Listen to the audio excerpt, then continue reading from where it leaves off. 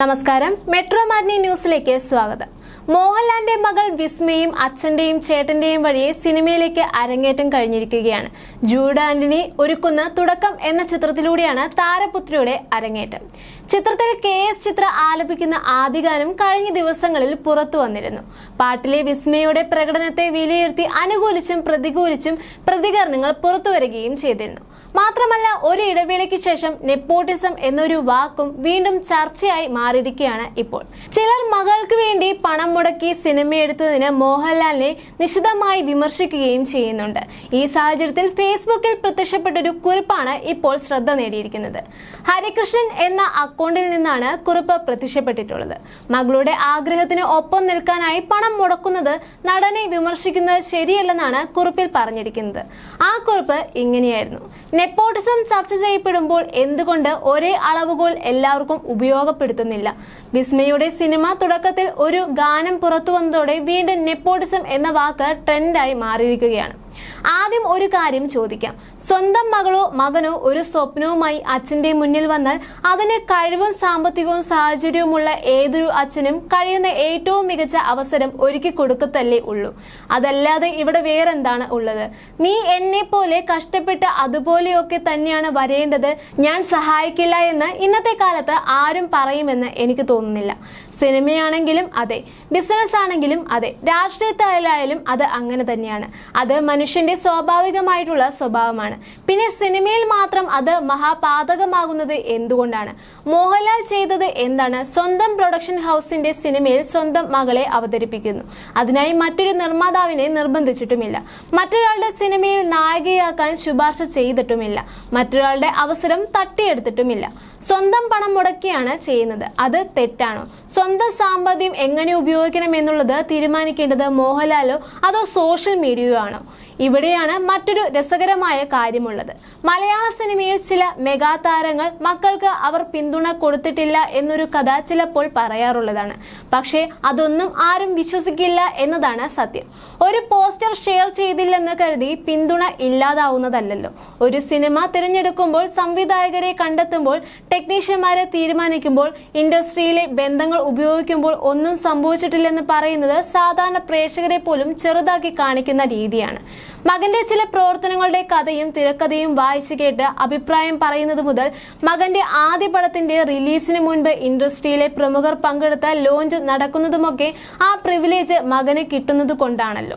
മികച്ച സംവിധായകരും ടെക്നീഷ്യന്മാരും തുടക്കത്തിൽ തന്നെ ലഭിച്ചതെല്ലാം വെറും യാദൃശികമാണെന്ന് ആരെങ്കിലും വിശ്വസിക്കുന്നെങ്കിൽ അത് അവരുടെ ഇഷ്ടമായിക്കോട്ടെ.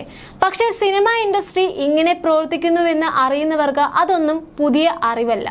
ഇവിടെയാണ് മോഹൻലാലും മറ്റു ചിലരും തമ്മിലുള്ള വ്യത്യാസം വരുന്നത്. ഒരാൾ പറയുന്നു, അതെ, ഞാൻ എന്റെ മകളെ പിന്തുണയ്ക്കുന്നു എന്ന്. മറ്റൊരിടത്ത് വർഷങ്ങളോളം ഉണ്ടാക്കിയെടുത്ത നറേറ്റീവ്, അവർ സ്വന്തമായി എത്തിയവരാണ് എന്ന്. എനിക്ക് രണ്ടാമത്തേതിനേക്കാളും ആദ്യത്തേതാണ് കൂടുതൽ സത്യസന്ധമായി തോന്നുന്നത്. കാരണം അതിൽ കപടതയില്ല. മോഹൻലാൽ തുടക്കം പൂജ ചടങ്ങിൽ തന്നെ പറഞ്ഞ വാക്കുകൾ ഓർക്കുകയാണ്: ആദ്യ അവസരം എനിക്ക് കൊടുക്കാൻ കഴിയും, പക്ഷേ അതിനുശേഷം നിലനിൽക്കണമെങ്കിൽ കഴിവും അധ്വാനവും ഭാഗ്യവും വേണം. ഇതിനേക്കാൾ വലിയ സത്യം വേറെയില്ല. പ്രണവിന്റെ ആദ്യ സിനിമ ആശീർവാദ് ചെയ്തത് കൊണ്ട് അദ്ദേഹം സൂപ്പർ സ്റ്റാർ ആയോ? അതിനുശേഷം അയാൾ ചെയ്ത ചിത്രങ്ങൾ വിജയിച്ചത് കൊണ്ടാണ് അയാൾക്ക് ഇന്നൊരു മാർക്കറ്റ് ഉള്ളത്. അല്ലെങ്കിൽ അയാളും മറ്റൊരു കാളിദാസ് ജയറാം ആയേനെ. ദുൽഖറിന്റെ കാര്യത്തിലും ഇത് തന്നെയാണ് അവസ്ഥ. വിസ്മയ വന്നതുകൊണ്ട് നാളെ സൂപ്പർ സ്റ്റാർ ആകുമോ? അതിനും ഉത്തരമില്ല. തീരുമാനിക്കുന്നത് പ്രേക്ഷകരാണ്. മലയാള സിനിമയിൽ പ്രേക്ഷകരെ വഞ്ചിച്ച് ദീർഘകാലം ആരും നിലനിന്നിട്ടില്ല. ഇനി മറ്റൊരു ചോദ്യമുണ്ട്. നെപ്പോട്ടിസം ശരിക്കും തെറ്റാകുന്നത് എപ്പോഴാണ്? സ്വന്തം മകൾക്ക് അവസരം കൊടുക്കുന്നത് കൊണ്ടാണോ? അല്ല. മറ്റൊരാളുടെ അവസരം തട്ടിയെടുക്കുമ്പോൾ, സമ്മർദ്ദം ചെലുത്തി കാസ്റ്റിംഗ് ചെയ്യുമ്പോൾ, അധികാരം ഉപയോഗിച്ച് മറ്റാരെങ്കിലും പുറത്താക്കുമ്പോൾ, അപ്പോഴാണ് അത് ചർച്ച ചെയ്യേണ്ടത്. പക്ഷെ ഇവിടെ അതൊന്നും നടന്നിട്ടില്ല. സ്വന്തം സിനിമ, സ്വന്തം പണം, സ്വന്തം മകൾ, അത്രയേ ഉള്ളൂ. ചിലർ പറയുന്നത് കേൾക്കാം, ഇത് നെപ്പോട്ടിസം അല്ലേ എന്ന്. അതെ, നെപ്പോട്ടിസം തന്നെയാണ്. പക്ഷേ അത് മറച്ചു വെക്കാനുള്ള ശ്രമമില്ല. PR കഥകളില്ല. ഞാൻ ഒന്നും ചെയ്തിട്ടില്ല എന്ന അഭിനയവുമില്ല. അതാണ് വ്യത്യാസം. സിനിമയിൽ ബന്ധങ്ങൾ ഉപയോഗിക്കുന്നത് ഇന്നോ ഇന്നലെയോ തുടങ്ങിയതല്ല. പക്ഷേ അതിൽ ഒരാളെ മാത്രം വിചാരണ ചെയ്ത് മറ്റൊരാളെ വിശുദ്ധനാക്കുന്ന ഇരട്ടത്താപ്പാണ് കൂടുതൽ ചർച്ച ചെയ്യപ്പെടേണ്ടത്. കാരണം ജനങ്ങൾ ഇപ്പോൾ എല്ലാം കാണുന്നുണ്ട്.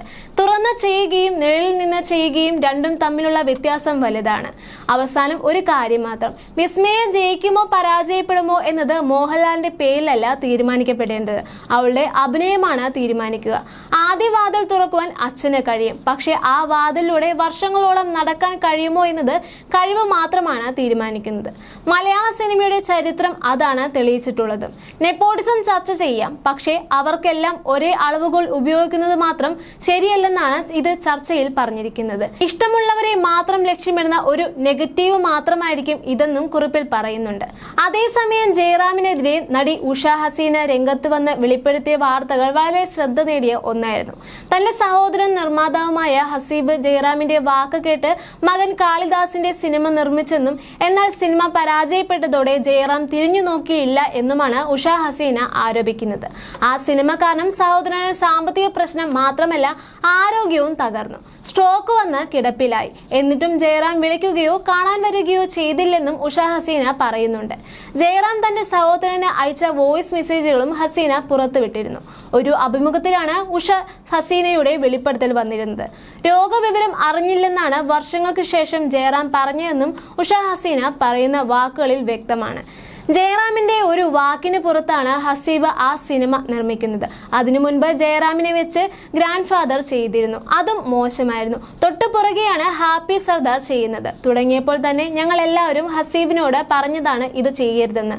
പോയ പൈസ പൊക്കോട്ടെ, ഈ പടം ശരിയാകില്ലെന്ന് പറഞ്ഞിരുന്നു. സാമ്പത്തിക നഷ്ടം മാത്രമല്ല അവന്റെ ആരോഗ്യവും പോകുന്ന അവസ്ഥയായി.